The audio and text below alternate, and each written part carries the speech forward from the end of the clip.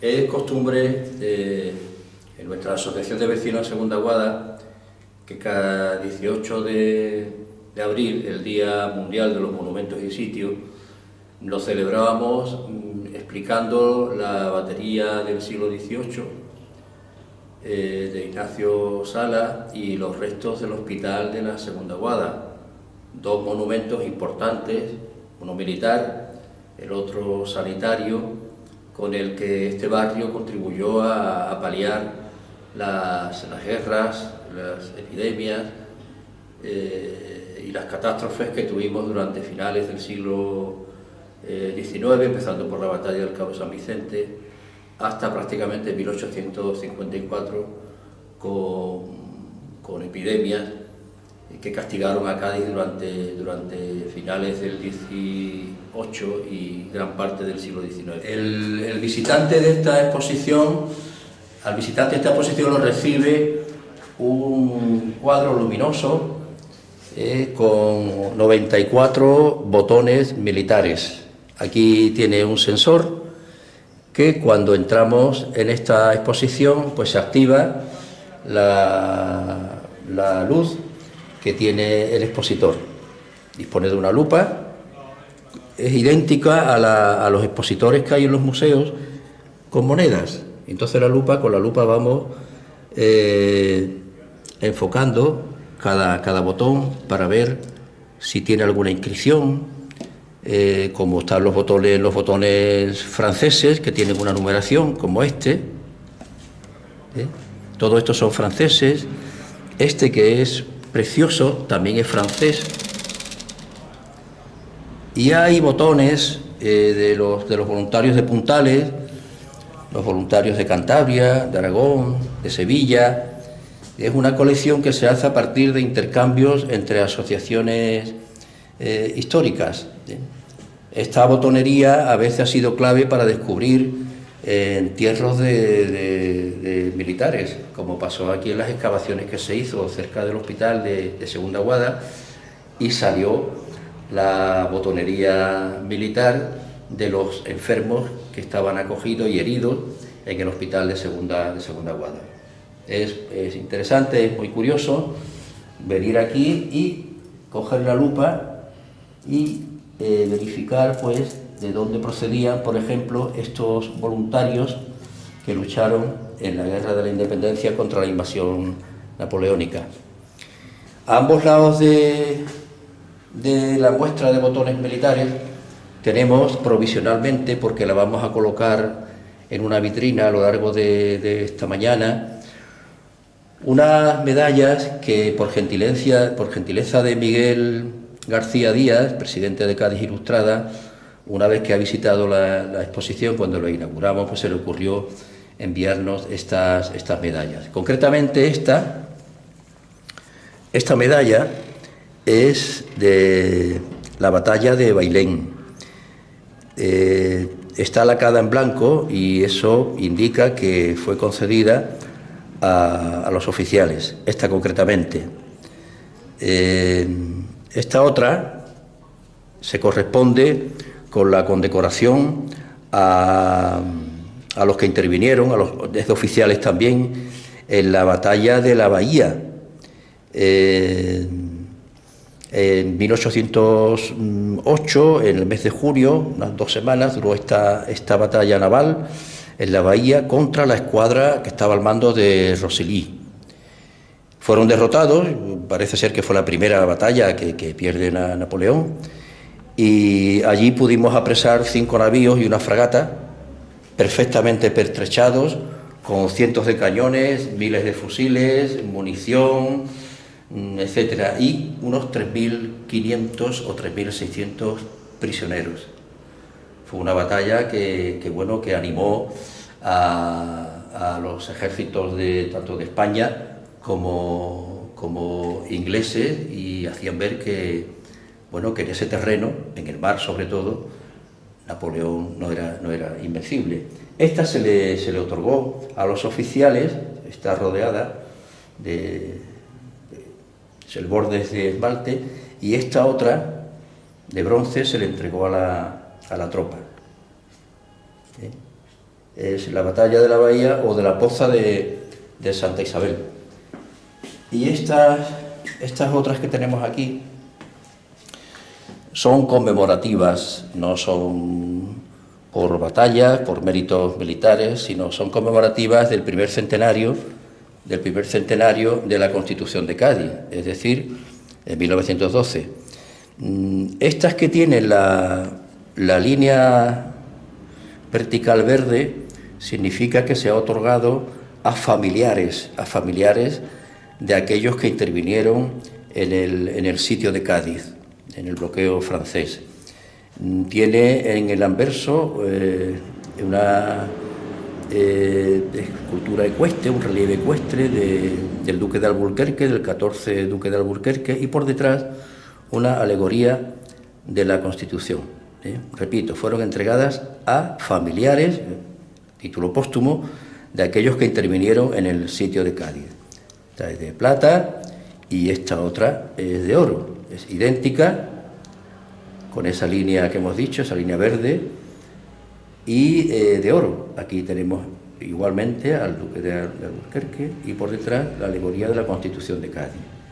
Recordemos que fue con motivo del primer centenario de la Constitución gaditana. Y esta otra, que tiene una escarapela verde, significa que se entregan a aquellos que intervinieron en el desarrollo del primer centenario. Tampoco hablamos de batallas, hablamos de méritos militares, sino que contribuyeron a realzar el primer centenario de la Constitución gaditana. También la tenemos aquí, esta es de bronce y esta otra es de plata. El relieve es el mismo del duque de Alburquerque y de la alegoría de la Constitución.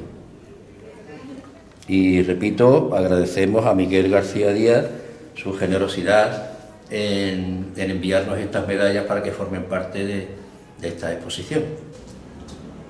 Bueno, aquí tenemos la bandera del Regimiento Real de Zapadores Minadores. En 1711, creo recordar, se crea el Regimiento de Ingenieros y en 1802 se reorganiza el Regimiento de Ingenieros y se crea en 1802 el Regimiento Real de Zapadores Minadores. Tenía su acuartelamiento en Alcalá de Henares y estaba ubicado este acuartelamiento, este cuartel de zapadores, muy cerquita de la Academia de Ingenieros de Alcalá de Henares. Prácticamente el mismo año, quizá con un año de diferencia, se ubica allí la Academia de Ingenieros y el Regimiento Real de Zapadores. Cuando se crea este regimiento, se hace lógicamente un reglamento. En el artículo 6 de ese reglamento ya habla de la bandera que debe llevar este regimiento real. Se componía de 2 batallones y cada batallón de 5 compañías. Y cada batallón tenía una bandera diferente una a la otra. El primer batallón, según este artículo 6 del reglamento, la primera bandera es la bandera que lleva en el centro el escudo de armas del rey. Y los ángulos son los mismos, los castillos, los 2 leones, la corona real. Esa era la bandera coronela. Y el segundo batallón llevaba esta bandera exactamente, que las medidas son iguales que las que tenía la infantería. Y esta bandera morada, de fondo morado, como la del primer batallón, como la coronela, se le llamó batallona. ¿En qué consiste? Pues consiste en fondo morado, como estamos viendo, y la cruz de Borgoña o la cruz de San Andrés, porque recuerda el martirio de este apóstol, hermano de San Pedro. En el año 95 fue martirizado en una cruz, parece ser en aspas, como esta que se ve aquí. Estos son los brotes de las ramas que son cortados para facilitar la crucifixión. Fue amarrado para que el martirio pues fuese más lento. A los 2 o 3 días de ser amarrado en la cruz falleció. ¿Por qué la cruz de Borgoña? ¿De dónde viene la cruz de Borgoña? Pues viene de Felipe el Hermoso, que su padre era Maximiliano I, que se casa con María de Borgoña, que es una región al sureste de París. A partir de ahí, de María de Borgoña, de Felipe el Hermoso, tenemos la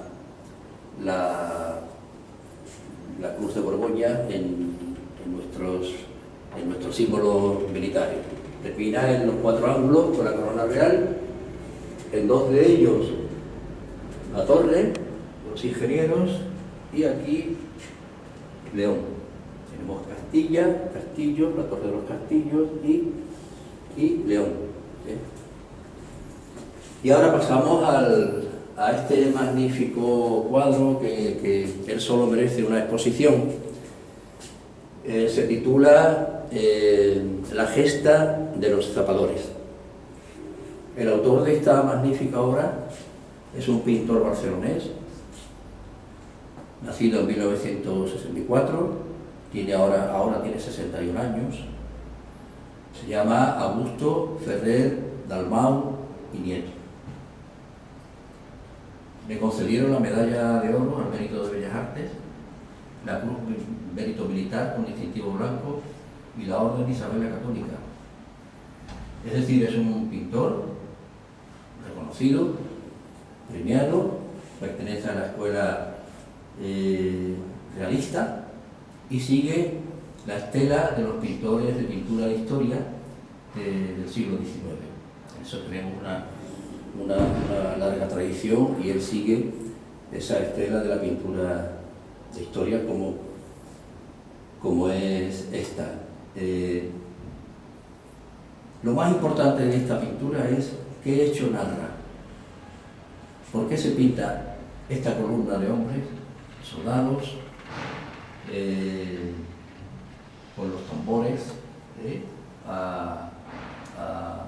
tocando durante esta salida de la Academia de Alcalá de Henares? ¿Qué es lo que narra? Pues narra la gesta de la primera unidad militar que se rebela contra la invasión napoleónica. Ahí se juntan las 2 compañías, porque las otras 8 estaban destinadas, una de ellas a la provincia de Cádiz, en 1808, que eran 2 compañías del Regimiento Real de Zapadores Pinadores, más la Academia de Ingenieros de Alcalá de Henares.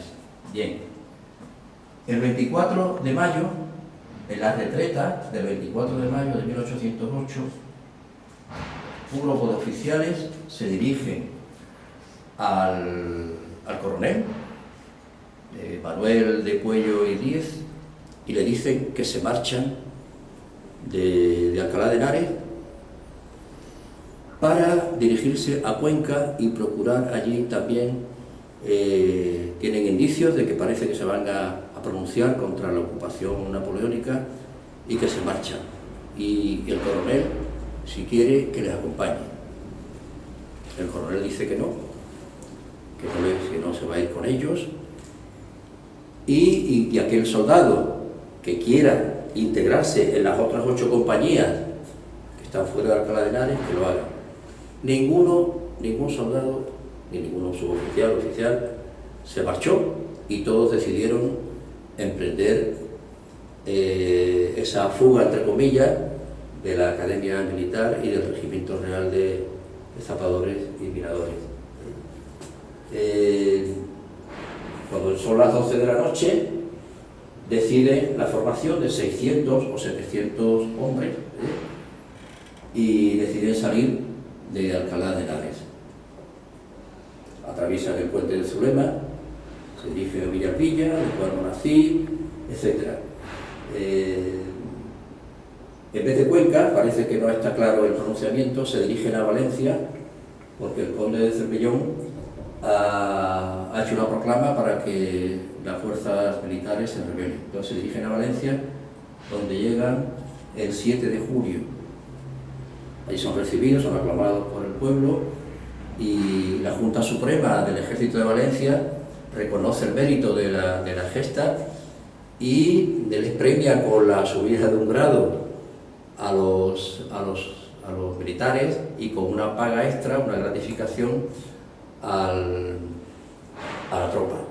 Allí se reorganiza el regimiento con las dos compañías que se marcharon de Alcalá de Henares y con otras dos compañías de Valencia, y forman un nuevo regimiento que lo va a liderar José Beguer, que era el sargento mayor que lidera esta columna, y sale de Alcalá de Henares siendo comandante, el sargento mayor equivale a comandante, y llega a Valencia de coronel. Fue una gesta importantísima porque, repito, fue el primer gesto de resistencia. Ellos no querían obedecer al rey impuesto por Napoleón, a José I Bonaparte, y cuando se enteran además el 24 de mayo de que el 25 parece que les va a quedar la paga francesa, ellos responden diciendo que prefieren morirse de hambre antes que recibir el rancho pagado con dinero francés. Un gesto como cuando Cádiz decía: no obedeceremos a otro rey que no sea, a otros principios que hemos jurado, ¿no?, que no sea obedecer a nuestro rey. Bueno, pues algo parecido ocurre en Alcalá de Henares. Este perfil de la ciudad, el perfil que se ve al fondo,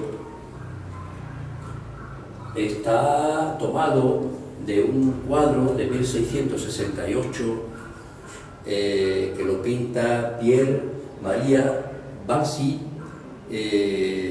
para el libro El viaje de Cosme de Medici por España y Portugal. Y aquí se observa el cerro de Criomo, de la Veracruz. Este es el distrito universitario. Hoy sería esta la basílica de la iglesia de Santa María la Mayor. Esta fue de los jesuitas. Esta es el convento de los agustinos, y las torres que podemos ver por aquí, pues pertenecen a iglesias, a colegios de esta ciudad universitaria tan famosa en aquel tiempo por la calidad de su universidad. Y aquí estaría más o menos los restos de la ciudad medieval.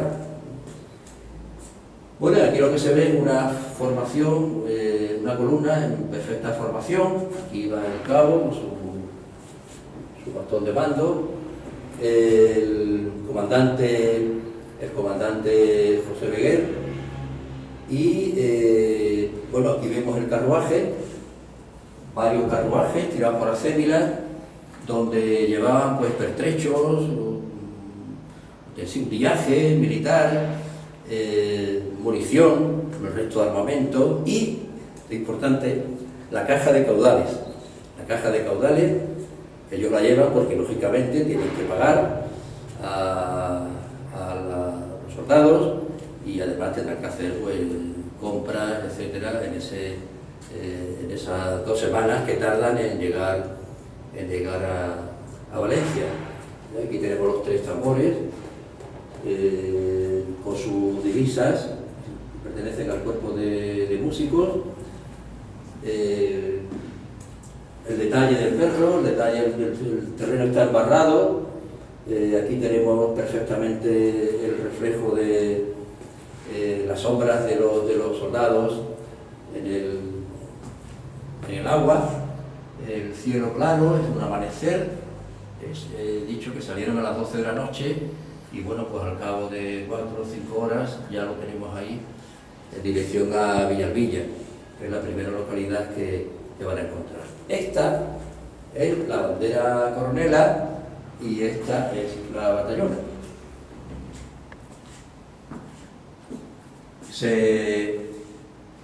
Quien quiera ver el original de esta pintura, pues tendría que ir a la Academia de Hoyo de Manzanares, en Madrid, que es donde se expone esta pintura magnífica, no solo por la obra en sí, sino por la gesta que representa.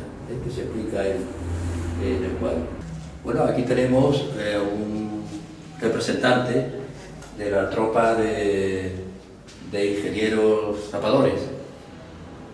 El uniforme y el gorro están contrastados, es decir, son fieles a la historia, porque esta asociación que ha colaborado con nosotros, la Asociación Histórico-Cultural Real Isla de León, cuando hacen cualquier diseño, ya sea de uniforme, de botonería, de polainas, de casco, de lo que sea, se ponen en contacto con la Asociación Napoleónica Española, que garantiza la fidelidad de la reproducción, de la réplica, conforme a la historia. Y no hacen nada que no esté certificado o que esté homologado por esta Asociación Napoleónica Española. Incluso les facilita grabados, dibujos, dimensiones, naturaleza de los materiales, etcétera, para que la reproducción sea lo más fiel posible a lo que era históricamente, por ejemplo, el uniforme, el bordado con el castillo en el cuello, la botonería, el ancho de estas bandas, hemos visto aquí en el cuadro, la prenda de cabeza, el escudo que va en el frente del gorro, etc. Este soldado, este cuerpo de ingenieros, llevaba una espada con diente de sierra para el trabajo técnico que tenían que ejecutar, de serrar árboles, maderas, etc. Y aquí llevaban un saquito, que es este que se ve en el cuadro. En este saquito lo que llevaban era cartuchos de pólvora. Los cartuchos de pólvora que ellos, depende de si era zurdo o no, pues abrían, sacaban el cartucho y lo mordían con la boca, lo rompían y ya podían iniciar el llenado del arma del fusil con la pólvora. Le falta el saquito para que esté completo, su saquito, y la espada que vamos a ver luego en la exposición de espada. Aquí tenemos un cañón pedrero, se llama cañón pedrero porque disparaba todo tipo de material que cupiese en el arma de este cañón. Por ejemplo, piedras. Tenían aquí detrás los cubos con piedras que no superasen, lógicamente, el diámetro de la boca del cañón. Este era su tamaño, es fiel al tamaño que tenían estos cañones, de bronce o de hierro, la mayoría eran de bronce, y el servidor de este cañón, bueno, el cañón iba colocado, esta estructura iba colocada en los costados altos de los barcos. Aquí se colocaba el servidor del cañón, aquí tiene sus proyectiles. Me comentaron que hasta cubiertos, en caso de desesperado, hasta cubiertos, cuchillos, tenedores, cucharas, se han colocado aquí y se han disparado. El objetivo de este cañón pues era disuadir a aquellos barcos de pequeño porte, como lanchas, que se acercaban a los navíos, y desde esta posición pues se podía dirigir perfectamente el cañón y disuadir de que se acercaran a estas barcas, a estas lanchas, al navío. Ese era el objetivo principal de estos cañones pedreros. Estamos viendo el cascabel, la culata, el oído, caña, etc. Y los puñones que van colocados aquí en este soporte, que veis que aquí en un ángulo pues prácticamente de 180 grados para facilitar la maniobra y el apunte perfecto para disuadir a estas lanchas que hemos dicho. Bueno, la seguridad en el mar es fundamental para que las empresas que se ejecuten lleguen a buen puerto. Y para la seguridad en el mar tenemos aquí una serie de objetos que facilitan esa seguridad. Por ejemplo, el farol con 3 colores, el verde, el blanco y el rojo. Con este farol se facilitaba la navegación y la seguridad con otros barcos, o con la costa, o con los puertos. Esta señal blanca significa que vamos dirección al frente y que vamos por aguas seguras. Cuando se divisa esta luz roja, estamos en el costado izquierdo del barco, en el costado izquierdo, a babor, mirando siempre desde la proa, de la popa hasta la proa. Y esta verde o estribor, que es el lado derecho del barco. Esto es un código de señales que lo podemos ver en bueno, sobre todo de noche eran eficacísimas, ¿no? En la salida de los puertos la podemos ver ahora. Tenemos unos soportes marítimos con una luz verde y otra roja. Aquellos pilotos saben que tienen que entrar entre estas luces, roja y verde, sabiendo el costado que el barco debe presentar cuando sale del puerto, que es el contrario de cuando vuelven a él. Este es muy interesante porque esto es un cañón de señales, este es su tamaño. Son compactos, así de pequeños, entre 15 y 17 centímetros de largo, y es un cañón que emite tanto señales sonoras, disparos muy potentes en cuanto al sonido, y señales luminosas para comunicarse con otros barcos, o con la costa, con los puertos, etc., en función de la carga que se le introduzca al cañón. Por ejemplo, se cogía un poco de pólvora, se depositaba en el albirén, si se mezclaba, se trituraba con harina, pues lo que emitía eran señales humaredas, de día, humaredas de día para comunicarse, como hemos dicho antes. Y si en vez de harina se mezclaba con azúcar, por ejemplo, pues lo que emitía eran llamaradas para comunicarse con los elementos, los navíos, o las costas, la tierra que tenía alrededor, de noche, lógicamente. Este sistema de humaredas y de llamaradas nos recuerda a las torres de la costa, la Torre del Puerco, la Torre Bermeja, con el que estaba sembrada pues prácticamente desde Huelva hasta Barcelona, que de día pues se comunicaban con humaredas y de noche con llamaradas. También se utilizaban bengalas para señalizar o para iluminar un determinado espacio, para indicar una posición. Es decir, eran cañones muy útiles y se fabricaban en España pues el siglo XVI, siglo XVII.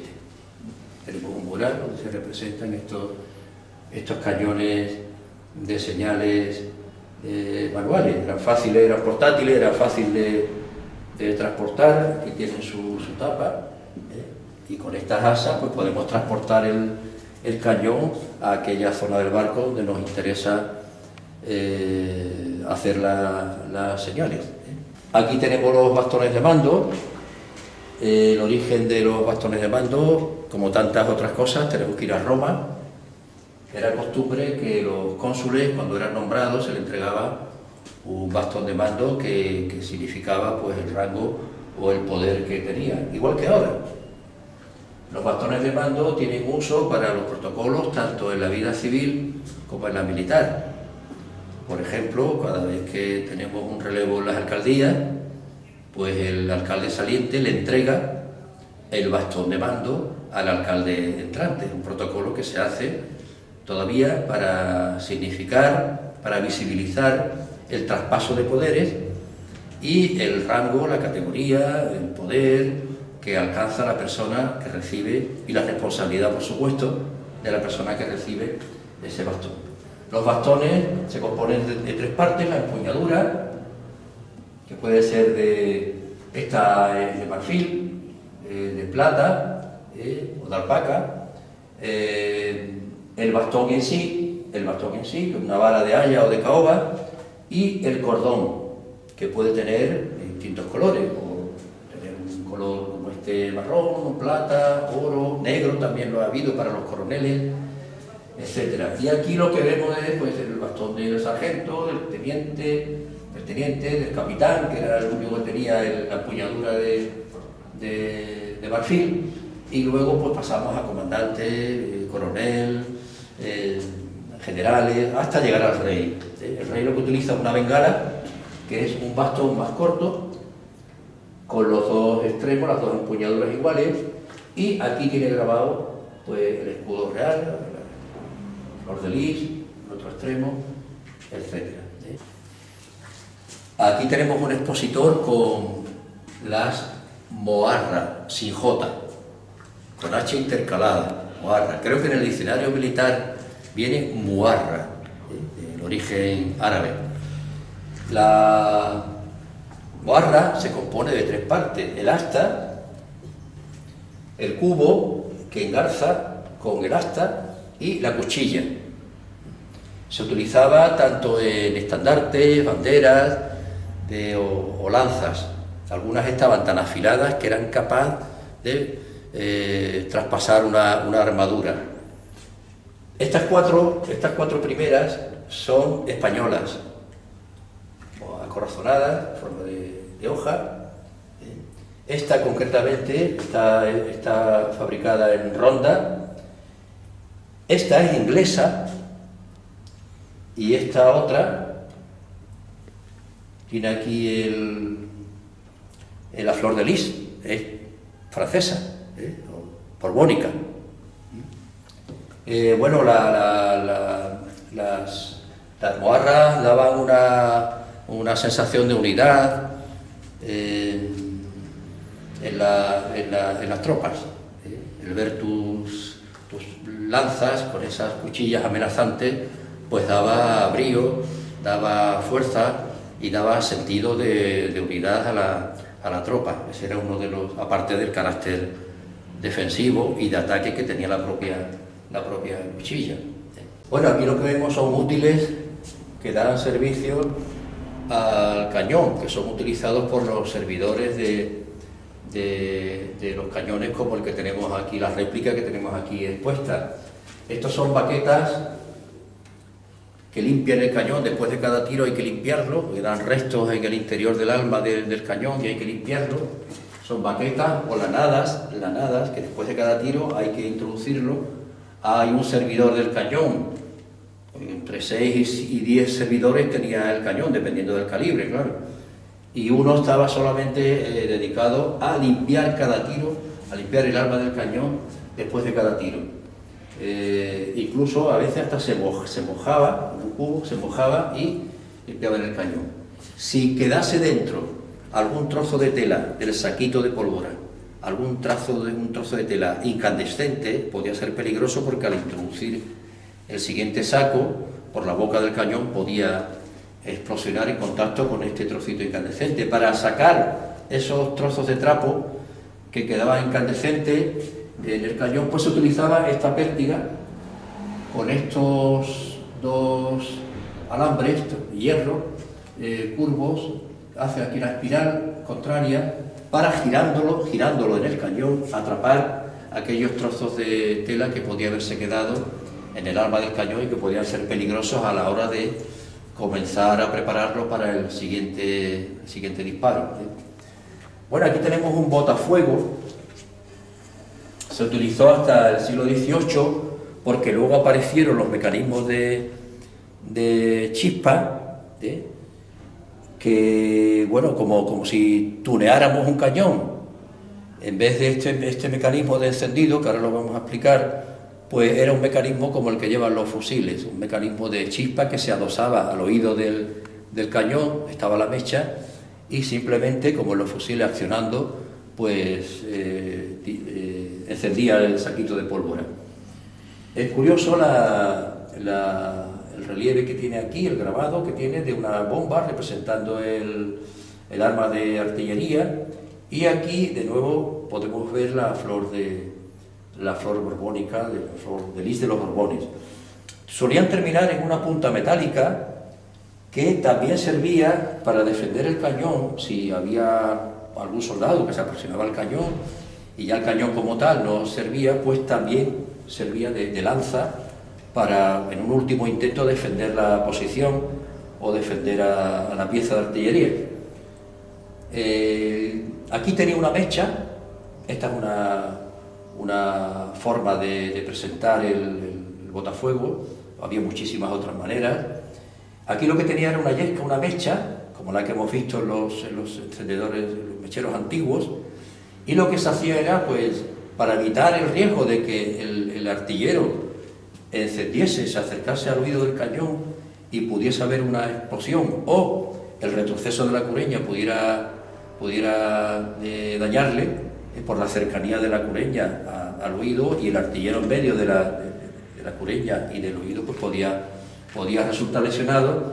Pues lo que hacía el artillero, me voy a acercar ahora al cañón para que lo vean, prender la mecha que tenía aquí, y entonces lo que hacía era que se acercaba al cañón, al oído del cañón, y desde aquí prendía la otra mecha que llegaba desde el oído hasta el saco de pólvora, y así la seguridad era 100% en cuanto al encendido. Si hay un retroceso de la cureña, pues no me afecta. Cureña es esta armadura que tenemos aquí, que iba en los barcos, y no era una forma un artilugio, pues, que servía para garantizar la seguridad del artillero que tenía esta misión. Aquí tenemos el barril de pólvora y aquí tenemos proyectiles. Estas son las balas de cañón típicas, posiblemente sean originales, y en función del diámetro de la boca del cañón, pues hablamos de 70, de 80, de 90, etc. Ese concretamente que tenemos aquí puesto es de 90. Esto, aunque parezca que no,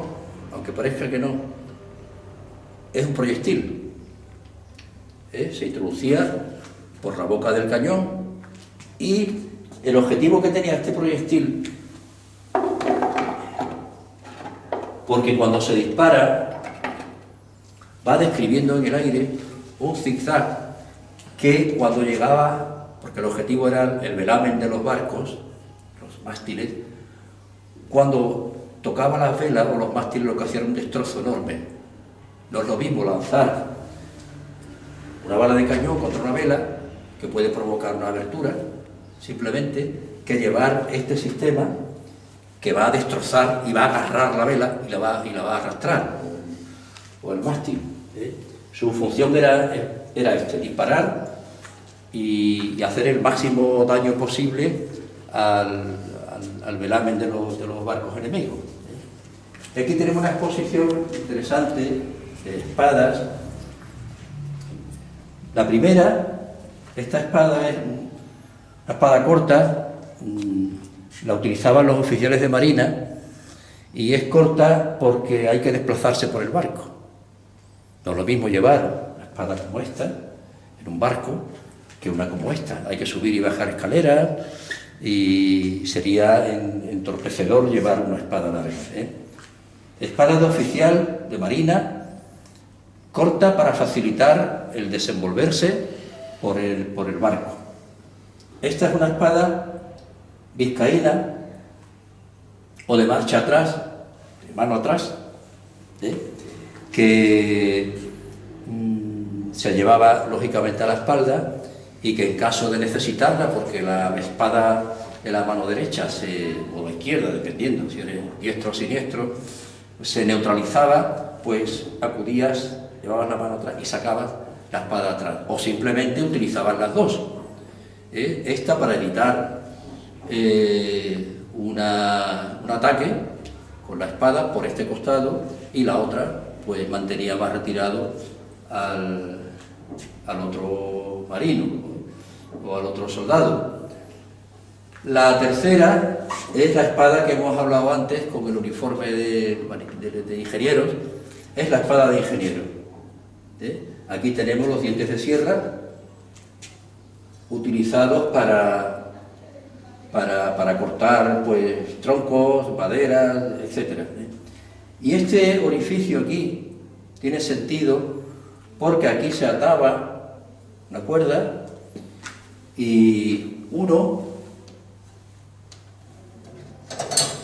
cogía la espada por aquí, el otro con esa cuerda la utilizaba por aquí y entre los dos iban cerrando. Ese es el objetivo que tiene este orificio que vemos aquí. La cuarta espada es inglesa, esta es francesa y esta es de granaderos. Los granaderos, ya lo dice la palabra, pues son los que colocaban los explosivos, las granadas, lanzaban las granadas. Está grabada, aquí vemos el grabado de esta espada, y en ambas caras tenemos este grabado. El puño es interesante porque la mano va protegida y en caso de necesitarlo, pues si ya vas a rematar porque lo tienes muy cerca al enemigo, pues utilizaba esta empuñadura como un puño americano.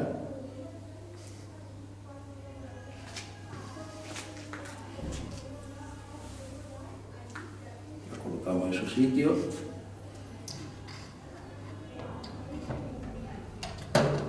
Así que repasamos: espada corta de oficiales de marina, vizcaína o de mano atrás, ingenieros, zapadores, espada inglesa, espada francesa y espada de granaderos.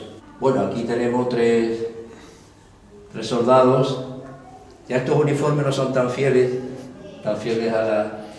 a la historia, pero son del grupo llamado de los obispos. Ya sabemos que hubo unos 5.000 voluntarios que se prestaron para luchar contra las tropas napoleónicas. En función de la procedencia y de los colores de su uniforme, pues se recibieron unos nombres u otros: los gallegos, los obispos, los pavos, los perejiles, lechuguinos, guacamayos, etc. Aquí en Cádiz, como le ponemos mote a todo, pues aquellos que iban con los colores propios de un guacamayo, pues se llamaba guacamayo. Los que venían de las huertas de San Severiano, de San José, de Puntales o de Segunda Guada, pues como trabajaban con el verde de las huertas, pues eran o perejiles o lechuguinos. Lo que sí es verdad que fueron gente valiente, que no se lo pensaron y que se organizaron para hacer frente como pudieran a la invasión que se esperaba y que entrasen en Cádiz. Los más distinguidos fueron precisamente los voluntarios distinguidos de Extramuros, que contribuyeron a la defensa del castillo del Puntal, el castillo que más ha sufrido en Cádiz. O sea, el punto de fortificación que ha tenido un papel estratégico fundamental en la defensa de Cádiz.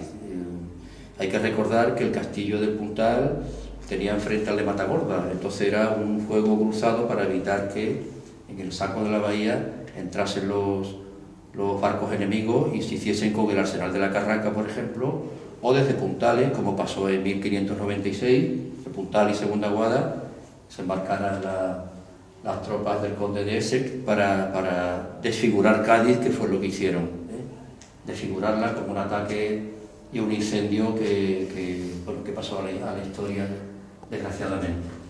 Bueno, aquí tenemos los servidores del cañón, aquí tenemos este servidor con la baqueta de cañón que hemos dicho antes. Este es un cañón de 90,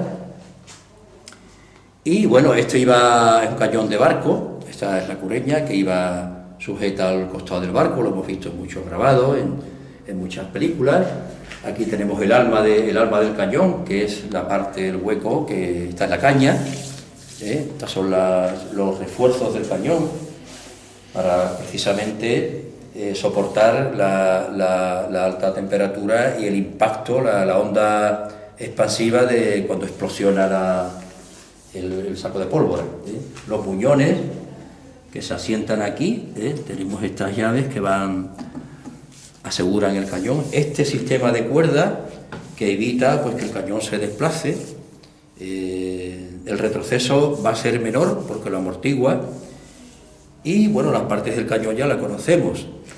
La culata, este es un cañón de avancarga porque se carga por la boca, y luego hubo cañones de retrocarga porque la culata se podía abrir y cargarlo por aquí. Era más peligroso para los servidores del cañón un cañón de retrocarga que de avancarga.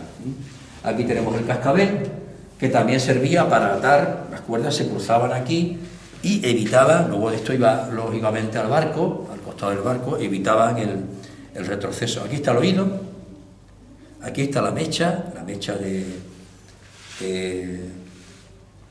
del cañón. Esta mecha entra en contacto directamente con el saquito de pólvora que hemos introducido por la boca del cañón. El nudo que lleva el saquito tiene que quedar hacia afuera y el culo del saquito tiene que ir hasta acá, para que el contacto entre la tela del saco y la mecha no sea efectivo, sea eficaz, porque si lo que da aquí es el nudo, pues podría apagarse, podría tener alguna resistencia para el encendido de la pólvora. Había un dicho en la artillería española que era prepara el cañón, la carga del cañón lo más rápido posible, pero no te des prisa en apuntar. Apunta bien, pero carga lo más rápido posible. El tiempo se gana en la carga del cañón, no en el apunte. No hay que lanzar rápido porque estás despreciando una bala, Así que había que apuntar con calma y sin prisa, para que el tiro sea eficaz y no se desperdicien las balas por la prisa en disparar. Si todo lo hace rápidamente, es como si un médico pues opera de aquella manera, todo veloz, pues no puede salir bien la operación. Pues en la operación de disparo de un cañón tampoco puede salir bien si lo que prima es la prisa, Pero una consigna que los artilleros pues conocen bien. Carga rápida y apunta bien. Si necesitas tiempo, aprovecha. Una tienda que ha cosido nuestro colaborador Juan Espinosa, que es un sastre magnífico, y pues nos ha cosido esta tela para simular una especie de hospital de campaña. La Segunda Guada contribuyó a estos años decisivos y nefastos para Cádiz y para España, contribuyó con un hospital, el Hospital de Segunda Guada, que funcionó desde 1793 hasta 1894. Sirvió de ayuda, de complemento al Hospital Real de Marina, que a pesar de sus 1.100 camas, no pudo en estos años de guerras, epidemias, bloqueos, etcétera, pues no pudo atender a tantísimos heridos y a tantísimos enfermos. Entonces Carlos IV permitió que en este sitio de Segunda Guada, donde estaba Rossi, saneamiento Rossi, allí se ubicase en una mansión, una casona enorme que tenía el señor Nandín, que era un comerciante indiano, tenía propiedades en Veracruz, etcétera. Pues allí en su mansión, que tenía 3 patios, allí se habilitó el Hospital de Segunda Guada. Fue un hospital intermitente, en función de las desgracias y de las catástrofes que había, pues se volvía a contratar el alquiler de este hospital. Por ejemplo, en la epidemia de fiebre amarilla de 1800, pues allí murieron casi 1.500 personas en esa epidemia. Fue un trancazo, como en Cádiz se le llamaba a estas enfermedades que bajaban la demografía, disminuían la demografía una barbaridad, y ese trancazo pues fue uno de los peores que tuvimos en cuanto a epidemias.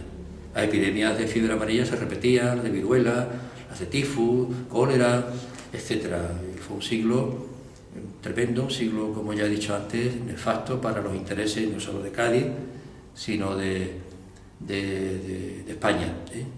Los barcos que venían desde el Caribe no solo traían oro y plata, traían también mosquitos, el Aedes aegypti, y ese mosquito era el vector, era el vehículo que traía el virus, el virus del vómito negro de la epidemia de fiebre amarilla. Cuando llegaban al puerto de Cádiz, pues los primeros barrios que caían, que eran contagiados, eran los más cercanos al puerto. El barrio de Santa María, el barrio del Pópulo, y a los pocos días prácticamente ya la enfermedad se extendía a todo Cádiz y también a Sevilla, ya pues se extendía por España. Como decía Fernando Quiñones, todo lo bueno y lo malo de Cádiz le vino por el mar.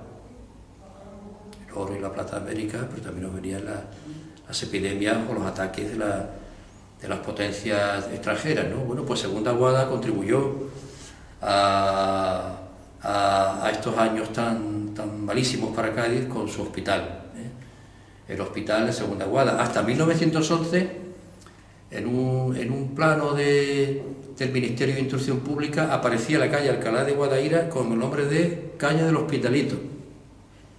La de Segunda Guada aparecía como calle de la cooperativa, por la cooperativa de gas que tenemos aquí, y por la Segunda Guada, porque la Segunda Guada estaba en la orilla de la playa, no en la estación de tren, sino en la orilla de la playa. El tren llegó mucho más tarde, 1860 y tanto, pero la Segunda Guada estaba aquí, en la playa.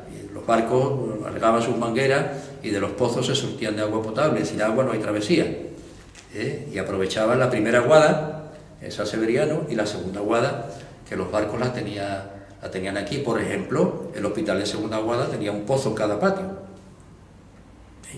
Y en los contratos con la Armada, el propietario de esa casona, una de las cláusulas decía que ningún enfermo que muriese en el hospital podía ser enterrado en los patios de su casona.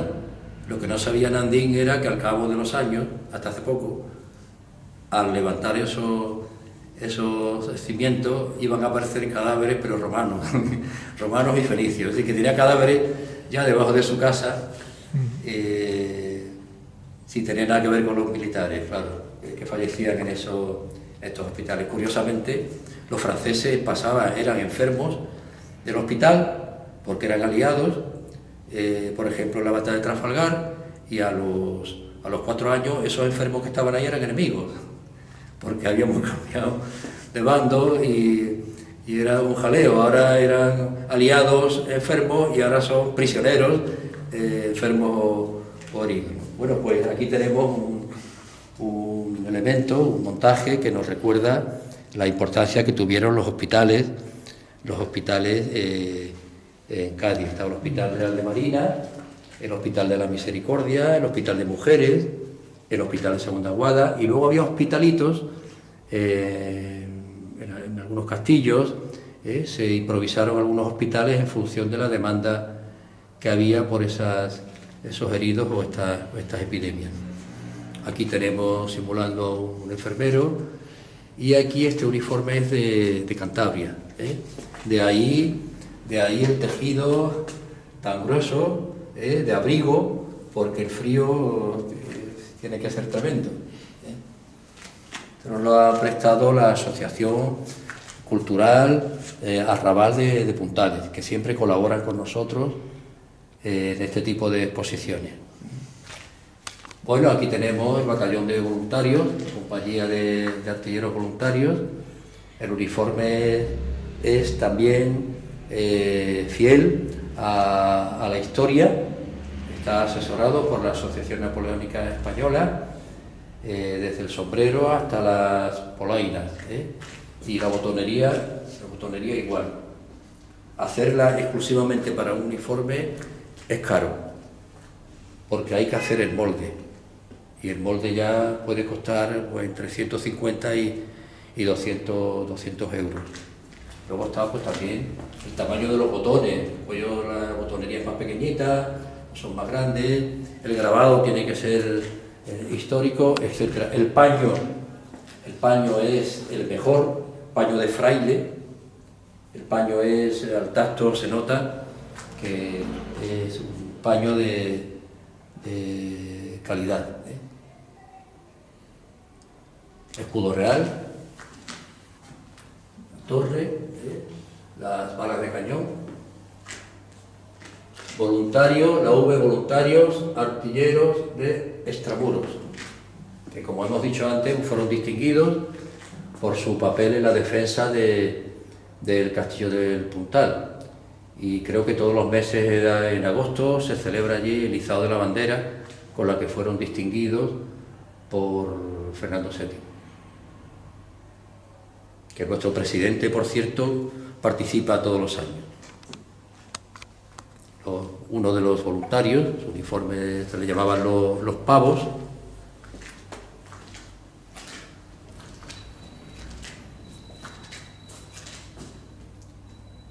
y ya luego, a continuación, lo que tenemos es una serie de paneles que se han expuesto en otras ocasiones y que completa, ya más referido a Segunda Guada, y completa la exposición. Aquí tenemos un representante de los salineros que entonces las salinas de San Fernando, de Puerto Real, del puerto de Chiclana, de Cádiz, eran muy famosas y muy numerosas, se fueron perdiendo con el tiempo, nos quedan muy pocas, pero el mes de septiembre de 1808 se crea la Compañía de Cazadores Salineros. ¿Cuál era el objetivo de esta compañía? Bueno, pues cualquiera que haya estudiado un poco de teoría militar sabe que el conocimiento del terreno es clave. El conocimiento del terreno, quien conoce el terreno, tiene ya a favor la topografía y los movimientos de tropas y sabe qué es lo que hay aquí a 500 metros y a 5 kilómetros más allá. Entonces los salineros eran los que mejor conocían el terreno donde se va a jugar Cádiz y España en su futuro. El terreno de caños, de marismas, de salinas, ese laberinto que tenemos en esta zona de entre Chiclana, Puerto Real, la entrada de Cádiz. Ese terreno lo conocían perfectamente los salineros. Y su misión, ¿cuál era? Informar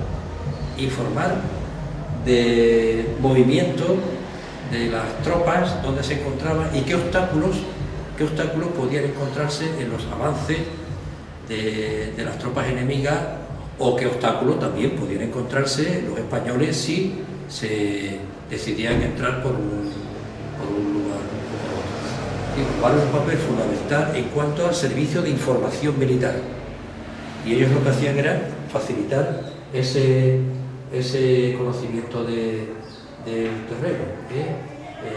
El atajo de las aguas por el puente Zuazo lo conocían perfectamente, por los caños, donde estaba más profundo, donde había menos profundidad, para que las tropas españolas pudieran replegarse o avanzar. Fueron una compañía importantísima, porque si hay algo importante en el tema militar es el conocimiento del terreno y la información, y eso lo facilitaron los cazadores salineros. La explicación de esta exposición, que creemos que es muy interesante, que la Asociación de Vecinos de Segunda Guada la ha hecho con mucho cariño, porque entendemos que conocer nuestro pasado también es beneficioso para la cultura y para conocernos. Conocer el pasado, nuestra memoria colectiva, es fundamental para que sepamos de dónde venimos y por qué somos como somos, como pueblo, como colectivo. Y Cádiz tiene mucho que enseñar. Una historia muy interesante de muchísimos siglos, y bueno, desde una humilde asociación de vecinos intentamos contribuir con estos granitos de arena a lo largo del año para facilitar este conocimiento. Y al conocer, pues se quiere más a tu ciudad, a tu patrimonio, que es también uno de los grandes objetivos que tenemos tanto la Asociación de Segunda Guada como Cádiz Ilustrada. Gracias.